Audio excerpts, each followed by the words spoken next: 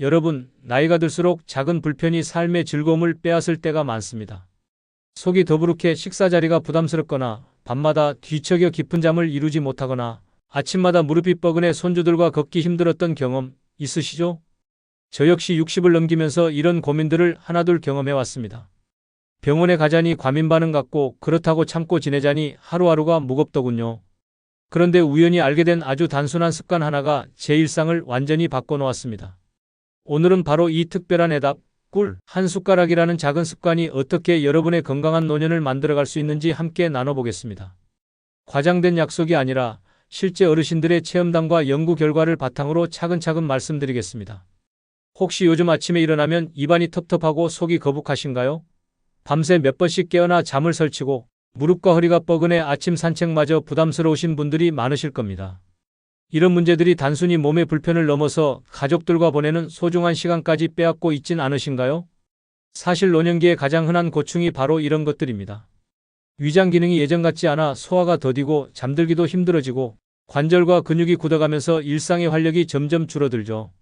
많은 분들이 이를 당연한 노화 과정으로 받아들이시지만 때로는 아주 단순한 습관의 변화가 놀라운 개선을 가져다 줄 수 있습니다.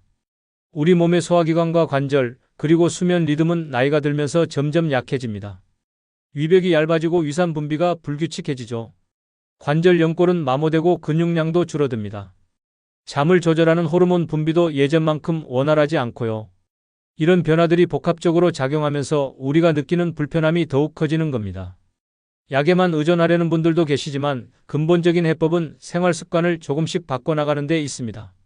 그 중에서도 가장 간단하면서 효과적인 방법이 바로 꿀을 활용한 작은 습관들입니다. 실제로 74세 정말수님의 이야기를 들어보시면 이해가 쉬우실 겁니다. 정말수님은 몇 년 전부터 새벽마다 속쓰림에 시달리셨어요. 밤에 조금이라도 늦게 드시거나 기름진 음식을 드시면 새벽 3시쯤 꼭 속이 쓰려서 잠을 설쳤습니다. 이런 일이 반복되다 보니 자연스럽게 식사량도 줄어들고 기운이 떨어져 손주들과 함께 하던 아침 산책마저 포기하게 되었죠. 그런데 어느 날 이웃분의 권유로 아침에 일어나자마자 미지근한 물에 꿀 한 숟가락을 넣어 마시기 시작했습니다. 처음에는 별다른 기대를 하지 않았는데 일주일 정도 지나니까 신기하게 속쓰림이 줄어들더라고요. 위가 편해지니 자연스럽게 식욕도 돌아오고 밤잠도 깊어졌습니다. 2달 후에는 다시 손주들과 아침 산책을 시작할 수 있게 되었고 지금은 30분씩 걷는 것도 전혀 무리가 되지 않으신다고 합니다. 비슷한 경험을 하신 분이 또 계십니다. 69세 백도영님은 밤마다 잠자리에 누워서도 한두 시간은 뒤척이셨어요. 나이가 들면서 잠이 얕아진다고 하지만 너무 심해서 다음날 컨디션이 항상 좋지 않았습니다. 오후만 되면 졸음이 쏟아지고 저녁 식사 준비도 버거워하셨죠. 그러던 중 TV에서 우유에 꿀을 넣어 마시면 숙면에 도움이 된다는 이야기를 들으시고 시도해보게 되었습니다. 잠자리에 들기 1시간 전쯤 따뜻하게 데운 우유에 꿀 한 숟가락을 넣어 천천히 드셨어요. 놀랍게도 일주일 만에 잠드는 시간이 확연히 줄어들었습니다. 한 달 후에는 밤중에 깨는 횟수도 현저히 줄어들어 아침에 일어날 때 개운함을 느끼실 수 있었죠. 지금은 오후에 졸리는 일도 거의 없고 저녁 시간에 가족들과 보내는 시간이 훨씬 즐거워지셨다고 합니다. 이 두 분의 공통점은 무엇일까요? 바로 아주 단순한 2가지 습관을 꾸준히 실천하신 겁니다. 아침에는 공복에 따뜻한 꿀물 한 잔, 밤에는 잠들기 전 우유에 꿀을 넣어 마시는 것이죠. 이 작은 변화가 몸과 마음을 동시에 풀어주는 효과를 가져다 준 겁니다. 꿀물은 위벽을 부드럽게 감싸주면서 위산으로 인한 자극을 완화해줍니다. 또한 꿀에 들어있는 천연 효소들이 소화를 도와주죠. 우유와 꿀의 조합은 트립토판이라는 아미노산과 함께 작용해 수면을 유도하는 세로토닌 분비를 촉진합니다. 복잡한 화학 작용이지만 결국 우리 몸이 본래 가지고 있던 자연 치유력을 돕는 역할을 하는 셈이죠. 그렇다면 여러분도 당장 시작해 보실 수 있습니다. 먼저 주방벽에 작은 메모지를 하나 붙여보세요. 아침 꿀물, 밤 우꿀이라고 간단하게 적어두시면 됩니다.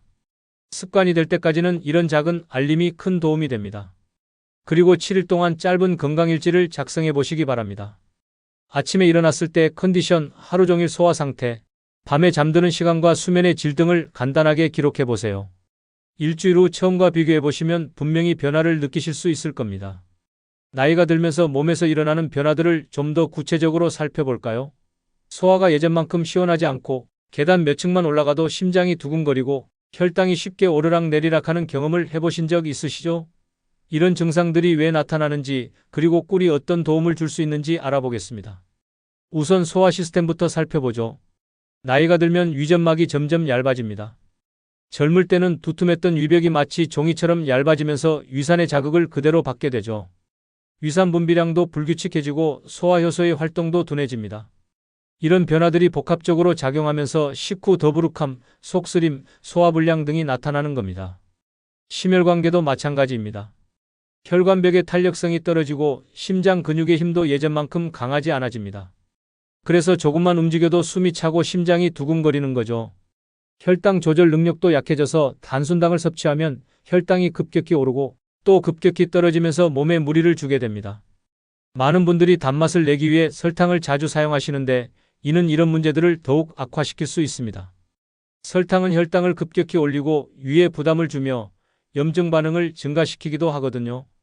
76세 문학수님의 경우가 좋은 예시가 될 것 같습니다. 문학수님은 평소 커피를 즐기시는데 설탕을 넣지 않으면 너무 써서 항상 각설탕을 2개씩 넣으셨어요. 그런데 식사 후에 커피를 마시면 속이 더부룩하고 답답해서 소화제를 자주 드셨습니다. 또 오후가 되면 혈당이 떨어지는 듯한 느낌의 사탕이나 과자를 찾게 되고 이런 패턴이 반복되면서 전반적인 컨디션이 좋지 않았죠. 그러던 중 동네 경로당에서 만난 지인분의 권유로 커피에 설탕 대신 꿀을 넣기 시작했습니다. 처음에는 맛이 조금 다르다고 느꼈지만 일주일 정도 지나니 오히려 부드러운 단맛이 더 좋다고 느끼셨어요. 그런데 더 놀라운 변화는 따로 있었습니다. 식후에 커피를 마셔도 속이 편하고 오후에 혈당이 떨어지는 느낌도 줄어든 겁니다. 한 달 후에는 간식을 찾는 횟수도 현저히 줄어들었고 전반적으로 하루 컨디션이 안정적으로 유지되었습니다. 소화제를 드시는 빈도도 일주일에 4-5번에서 1번 정도로 줄어들었죠. 지금은 아침 공복에 꿀물을 마시고 커피나 차에는 꿀을 넣어 드시는 것이 완전히 습관이 되었다고 합니다. 72세 윤명자님의 이야기도 흥미롭습니다. 윤명자님은 평소 집에서 직접 만드는 음식을 즐기시는데 특히 떡이나 한과 같은 전통 간식을 자주 만드셨어요. 그런데 설탕을 많이 사용하다 보니 드실 때마다 혈당이 급격히 오르는 느낌이 들고 계단을 오르거나 조금만 빨리 걸어도 심장이 두근거렸습니다. 혈압도 불안정해서 병원에서 주의하라는 말을 들으셨죠? 그래서 한과를 만들 때 설탕의 일부를 꿀로 바꿔보기 시작했습니다. 처음에는 분량 조절이 어려웠지만 몇 번 해보니 요령이 생겼어요. 꿀로 만든 한과는 설탕으로 만든 것보다 단맛이 깊고 부드러웠습니다. 더 중요한 것은 드신 후의 느낌이었죠. 혈당이 급격히 오르는 느낌이 덜하고 오래 지속되는 포만감을 느끼실 수 있었습니다. 이와 함께 주 3회 15분씩 동네 한 바퀴 걷기를 시작하셨어요. 처음에는 힘들었지만 식습관이 개선되면서 점점 쉬워졌습니다. 3개월 후에는 계단 오르기도 한결 수월해지고 혈압도 안정적으로 유지되고 있습니다. 지금은 이웃분들에게 꿀로 만든 한과 레시피를 나누어 드리며 건강한 간식 문화를 함께 만들어가고 계십니다. 이런 변화가 가능한 이유는 꿀의 독특한 성분 구조에 있습니다.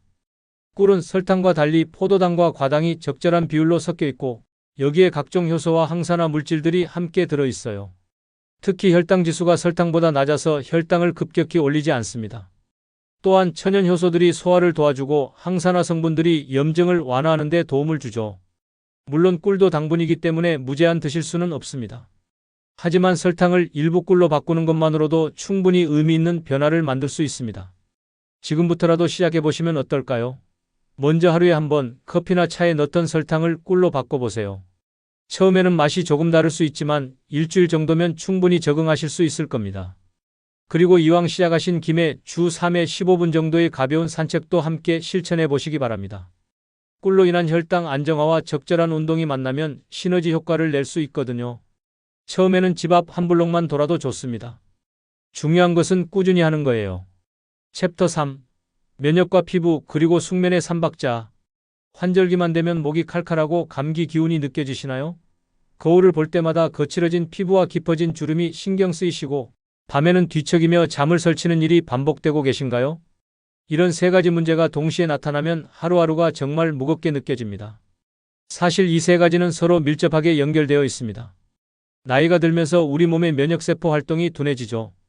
젊을 때는 바이러스나 세균이 침입해도 빠르게 대응했는데 이제는 반응 속도가 느려지고 지속력도 떨어집니다. 그래서 환절기만 되면 감기에 걸리기 쉽고 한번 걸리면 회복도 더디죠. 피부도 마찬가지입니다. 콜라겐 생성이 줄어들고 수분 보유 능력이 떨어지면서 건조해지고 탄력을 잃게 됩니다. 특히 겨울철 난방이나 여름철 에어컨으로 인해 실내 습도가 낮아지면 더욱 심해지죠. 수면 문제는 이 모든 것의 악순환을 만듭니다. 잠을 제대로 자지 못하면 면역력이 더욱 떨어지고 피부 재생도 제대로 이루어지지 않아요. 또 스트레스 호르몬인 코르티솔 분비가 증가해 염증 반응이 심해지기도 합니다. 68세 박혜인님의 경험을 들어보시면 이해가 쉬우실 겁니다. 박혜인님은 매년 가을과 봄이 되면 목감기에 시달리셨어요. 목이 칼칼하고 가래가 끓어서 말하기도 힘들고 기침 때문에 밤에 잠을 설치는 일이 반복되었습니다. 감기약을 먹어도 일시적일 뿐 며칠 지나면 다시 재발하곤 했죠. 피부도 문제였습니다. 특히 손등과 팔뚝이 거칠어져서 옷에 자꾸 걸리고 얼굴도 당기는 느낌이 심해서 외출하기가 부담스러웠어요. 크림을 발라도 금세 건조해지고 화장을 해도 들뜨는 느낌이었습니다. 잠도 문제였죠. 목이 불편하니 자연스럽게 잠들기 어렵고 새벽에 기침 때문에 깨는 일이 많았습니다. 그러다 보니 낮에 피로감이 심하고 면역력도 더욱 떨어지는 악순환이 반복되었어요. 그러던 중 이웃분에게서 꿀생강차 이야기를 들으셨습니다. 생강을 얇게 썰어서 꿀에 재워둔 다음 저녁마다 따뜻한 물에 타서 마시라는 조언이었죠. 반신반의했지만 쉬운 방법이라 시도해보게 되었습니다. 놀랍게도 일주일 만에 변화가 나타났습니다. 목의 칼칼함이 줄어들고 가래도 덜 생겼어요. 기침 횟수가 줄어들면서 자연스럽게 잠도 깊어졌습니다. 한 달 후에는 환절기 감기 증상이 거의 사라졌고 지금은 예방 차원에서 계속 마시고 계십니다. 더 흥미로운 것은 피부 변화였습니다. 목과 기관지가 편해지면서 수면의 질이 좋아지니 자연스럽게 피부도 좋아진 거예요. 물론 꿀생강차가 직접적인 피부 개선 효과를 준 것은 아니지만 전체적인 컨디션이 좋아지면서 피부도 건강해진 겁니다. 70세 이양림님은 다른 방법으로 접근하셨습니다. 이양림님은 특히 얼굴 피부에 당김이 심했어요. 아침에 일어나면 얼굴이 당기고 낮에도 건조함 때문에 불편했습니다. 각종 크림을 시도해봤지만 일시적인 효과만 있을 뿐이었죠. 그런데 TV에서 꿀 마스크에 대한 이야기를 보고 관심을 갖게 되었습니다. 순수 꿀을 얼굴에 발라두는 것이 피부에 좋다는 내용이었어요. 처음에는 끈적거릴 것 같아 망설였지만 일주일에 2번 정도 시도해보기로 했습니다. 방법은 간단했습니다. 세안 후 순수 꿀을 얇게 발라 15분 정도 두었다가 미지근한 물로 헹구는 거예요. 첫 번째 시도 후부터 피부가 부드러워지는 느낌을 받았습니다. 한 달 정도 꾸준히 하니 당김 현상이 현저히 줄어들고 피부 톤도 한결 밝아졌어요. 더 놀라운 것은 꿀 마스크를 하는 저녁에 잠이 더 잘 온다는 점이었습니다. 꿀의 달콤한 향이 마음을 편안하게 해주는 것 같다고 하셨어요. 피부도 좋아지고 수면도 개선되는 일석이조 효과를 얻으신 겁니다. 하지만 이양림님은 여기서 그치지 않았습니다. 요거트에 꿀을 섞어서 마스크로 사용하는 방법도 시도해 보셨어요. 요거트의 유산균과 꿀의 보습 효과가 만나 더욱 좋은 결과를 얻을 수 있었습니다. 지금은 일주일에 한 번은 순수 꿀 마스크, 한 번은 꿀요거트 마스크를 번갈아 하고 계십니다. 이런 변화들이 가능한 이유는 꿀의 다양한 성분 때문입니다. 꿀에는 천연 항균 성분이 들어있어 세균과 바이러스의 증식을 억제해줍니다. 또한 항염 작용도 있어서 목이나 기관지의 염증을 완화하는 데 도움이 되죠. 피부에는 천연 보습 성분으로 작용합니다. 꿀은 공기 중에 수분을 끌어들이는 흡습성이 있어서 피부에 수분을 공급하고 유지해주는 역할을 해요. 또한 각질을 부드럽게 제거하는 효과도 있어서 피부를 매끄럽게 만들어줍니다. 수면에 미치는 효과도 있습니다. 꿀에 포함된 천연 당분이 뇌에서 세로토닌 분비를 촉진하는데 이 세로토닌이 멜라토닌으로 전환되면서 자연스러운 수면을 유도합니다. 특히 우유와 함께 섭취하면 이런 효과가 더욱 증대되죠. 그렇다면 여러분도 이런 효과를 경험해 보실 수 있습니다. 우선 환절기 목 건강을 위해서는 꿀생강차를 추천합니다. 생강을 얇게 썰어서 꿀에 하루 정도 재워둔 다음 저녁마다 따뜻한 물에 타서 드시면 됩니다. 피부가 건조하신 분들은 일주일에 2번 정도 꿀 마스크를 시도해 보세요. 다만 피부가 민감하신 분들은 먼저 손목 안쪽에 테스트를 해보신 후 사용하시기 바랍니다. 수면 개선을 위해서는 저녁 9시 이후에는 스마트폰이나 TV 화면을 보는 시간을 줄이고 잠들기 1시간 전에 따뜻한 우유에 꿀을 넣어 마셔보세요. 작은 변화들이 모여서 큰 개선을 가져다 줄 겁니다. 챕터 4. 황금 시간대와 맞춤 레시피. 꿀이 좋다는 것은 알겠는데 정확히 언제 얼마나 드셔야 효과적일까요? 혹시 당뇨가 있으신 분들은 꿀을 드셔도 괜찮을까요? 이런 궁금증을 가지고 계신 분들이 많으실 텐데 오늘은 이런 실제적인 질문들에 대한 명확한 답을 드리겠습니다. 사실 아무리 좋은 것이라도 잘못된 방법으로 섭취하면 효과를 보기 어렵습니다. 꿀도 마찬가지예요. 효과는 타이밍과 용량에서 결정되는 경우가 많거든요. 또한 꿀에는 지켜야 할 몇 가지 기본 수칙들이 있습니다. 우선 가장 중요한 금기사항부터 말씀드리겠습니다. 1세 미만의 아기에게는 절대 꿀을 주시면 안 됩니다. 꿀에는 보툴리누스균이 들어있을 수 있는데 면역력이 약한 아기들에게는 위험할 수 있거든요. 또한 꿀을 끓는 물에 넣거나 과도하게 가열하면 좋은 성분들이 파괴되니 주의하셔야 합니다. 그렇다면 성인에게는 언제가 가장 좋은 시간일까요? 경험상 두 가지 황금 시간대가 있습니다. 첫 번째는 아침 공복 시간, 두 번째는 잠들기 전 1시간입니다. 각각의 효과와 이유를 실제 사례를 통해 말씀드리겠습니다. 73세 안기훈님의 이야기입니다. 안기훈님은 몇 달 전부터 마른 기침이 계속되셨어요. 특별히 감기에 걸린 것도 아닌데 목에 뭔가 걸린 듯한 느낌이 들고 기침을 하면 끈끈한 가래가 나왔습니다. 밤에 누우면 더 심해져서 잠을 설치는 일이 많았죠. 병원에서 검사를 받아봐도 특별한 이상은 없다고 했습니다. 나이가 들면서 기관지가 예민해진 것 같다는 진단이었어요. 기침 억제제를 처방받아 드셨지만 일시적인 효과만 있었고 약을 끊으면 다시 기침이 시작되었습니다. 그러던 중 옆집에 사시는 분이 무즙에 꿀을 섞어 드시라고 권하셨어요. 물을 강판에 갈아서 즙을 짜낸 다음 거기에 꿀 한 숟가락을 넣어 하루에 2번씩 드시라는 조언이었습니다. 아침에 일어나자마자 한 번, 저녁 식사 2시간 후에 한 번씩 드시기 시작했어요. 처음 며칠은 별다른 변화를 느끼지 못했습니다. 그런데 일주일 정도 지나니까 기침 횟수가 조금씩 줄어들더라고요. 특히 밤에 누웠을 때 기침이 덜 나와서 잠들기가 한결 수월해졌습니다. 2주째부터는 가래도 묽어지면서 쉽게 뱉을 수 있게 되었어요. 한 달 후에는 기침이 거의 사라졌습니다. 가끔 목이 건조할 때 조금 나오는 정도로 줄어들었죠. 더 놀라운 것은 전체적인 목과 기관지 컨디션이 좋아진 점이었습니다. 예전에는 조금만 먼지가 있거나 공기가 건조해도 기침이 나왔는데 이제는 그런 자극에도 덜 민감해졌어요. 안기훈님이 무즙꿀을 드신 시간이 중요합니다. 아침 공복에 드신 것은 위가 비어있을 때 꿀의 진정 성분이 기관지까지 직접 전달되기 때문이에요. 저녁에 드신 것은 잠들기 전 기관지를 촉촉하게 해서 밤사이 기침을 예방하는 효과가 있었던 겁니다. 지금은 무즙 대신 더 간단한 방법을 사용하고 계십니다. 아침에는 미지근한 물에 꿀 한 숟가락을 넣어 드시고 저녁에는 따뜻한 차에 꿀을 넣어 드세요.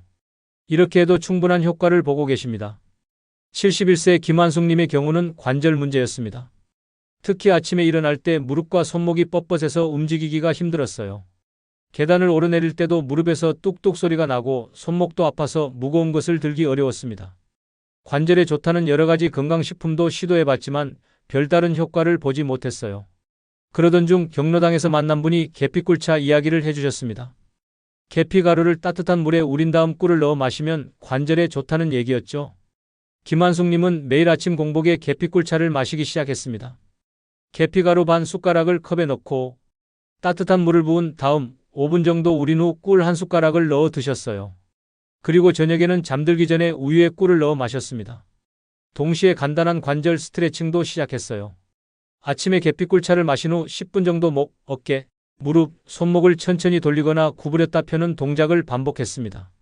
저녁에는 꿀우유를 마신 후 다리를 벽에 기대고 올리는 자세를 5분 정도 유지했어요. 2주 정도 지나니까 아침에 일어날 때의 뻣뻣함이 조금씩 줄어들었습니다. 한 달 후에는 계단 오르내리기가 한결 수월해졌고 손목 통증도 많이 완화되었어요. 3개월이 지난 지금은 무릎에서 나던 소리도 거의 사라지고 손목도 훨씬 자유롭게 움직일 수 있게 되었습니다. 김한숙님의 성공 비결은 꿀 섭취와 스트레칭을 함께 한 점입니다.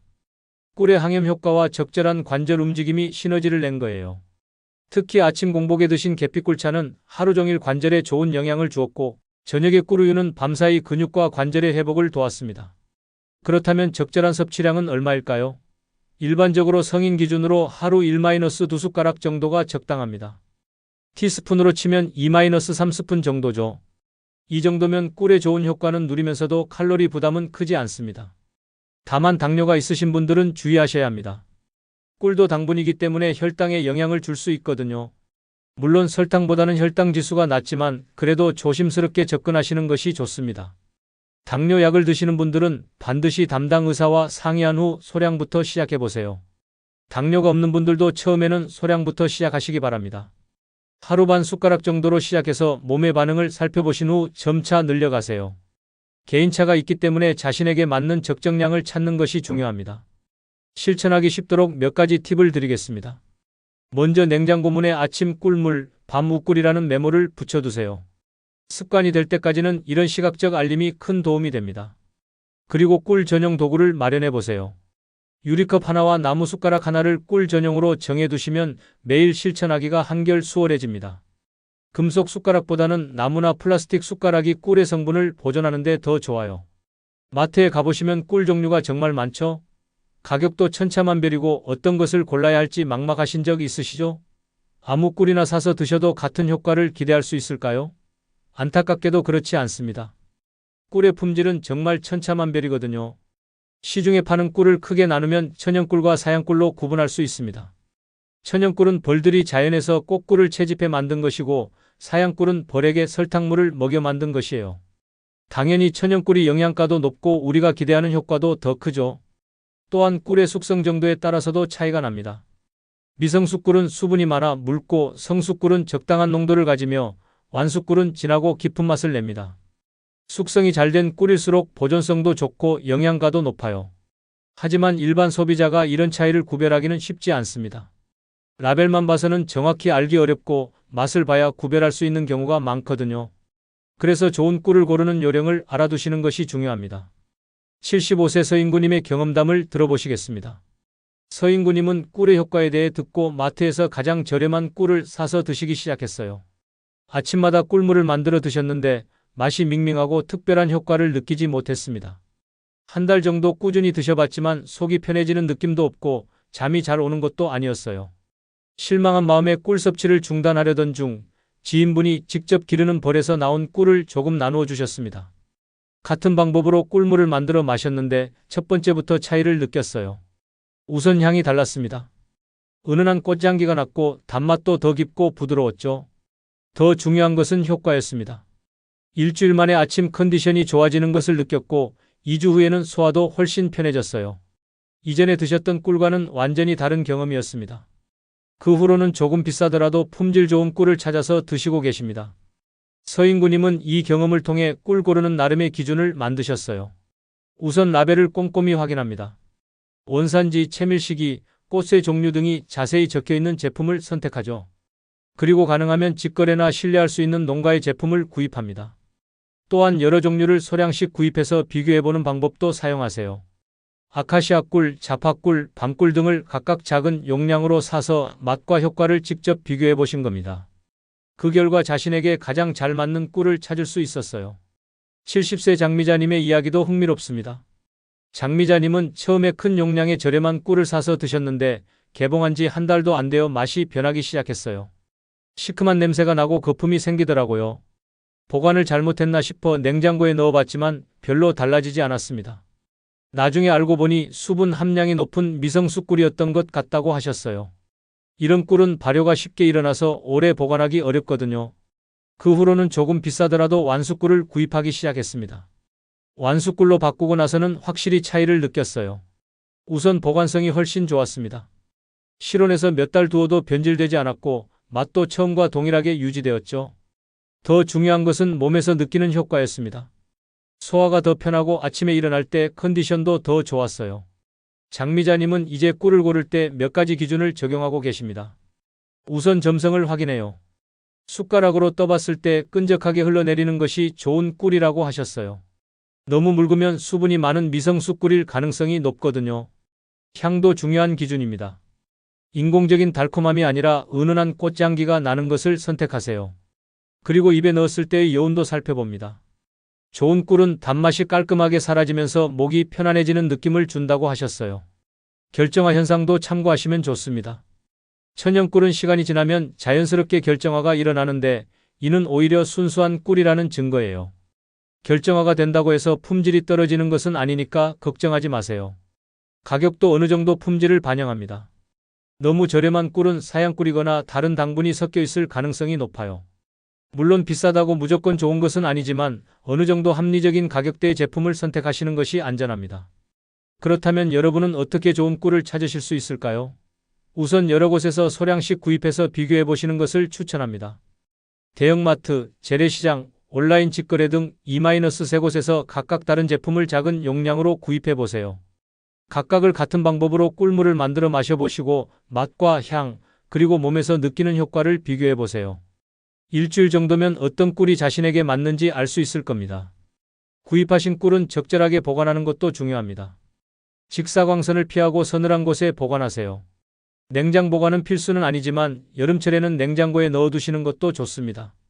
개봉 날짜를 라벨에 적어두시면 관리하기가 더 쉬워요.